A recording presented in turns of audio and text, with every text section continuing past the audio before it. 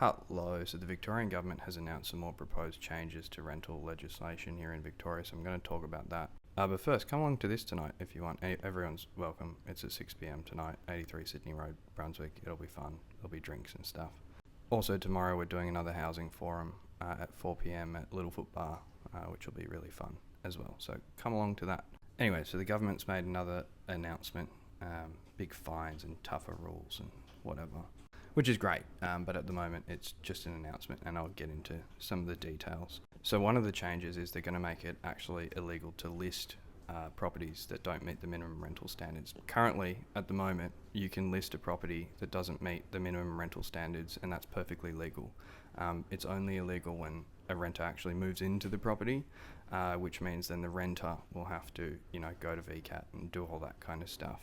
So now pretty much the real estate agency can face fines for just listing it, which is great, but it's yet to be seen whether this will actually be enforced. It's also stupid that didn't exist before. Like that's a dumb thing that they had to add.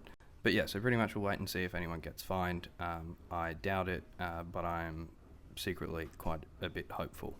Another thing that they've added is, so when you do a rent review, VCAT can take into account a number of factors, but some of those things that they couldn't decide on or take into account were the actual size of the rent increase. So they were doing rent assessment notices on 200% rent increases, and they couldn't take into account the size of the rent increase. So now they can do that, which is good, like fucking finally, I guess. The problem with that second one is it will require once more the renter to enforce their rights under the legislation rather than the government kind of doing it for them.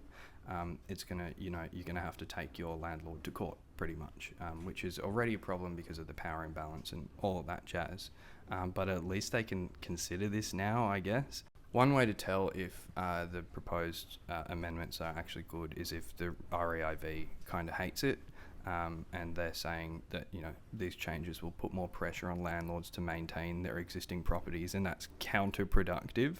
Like, first things first, it was already illegal to rent out a place that didn't meet the minimum rental standards, and there were already fines associated with that.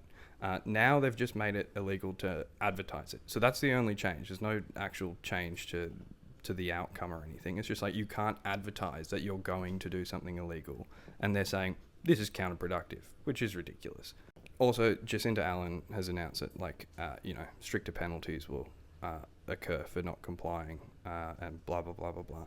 The thing is that these penalties already existed. So increasing the amount of the penalty, if the government doesn't actually enforce the penalties, is stupid. Like, there's no point in doing it. Why do it if you're not going to enforce the existing penalties? The legislation is designed so that a renter has to take their landlord to court. They have to go to VCAT. And then they've also designed the legislation so that VCAT, when they find in the renter's favour, can't actually enforce a penalty. They have the state, Consumer Affairs, has to be the one to fine the landlord, and they don't do this. So increasing the size of the penalty, what's that going to do? Like, unless you actually fine these landlords finally, nothing's going to happen.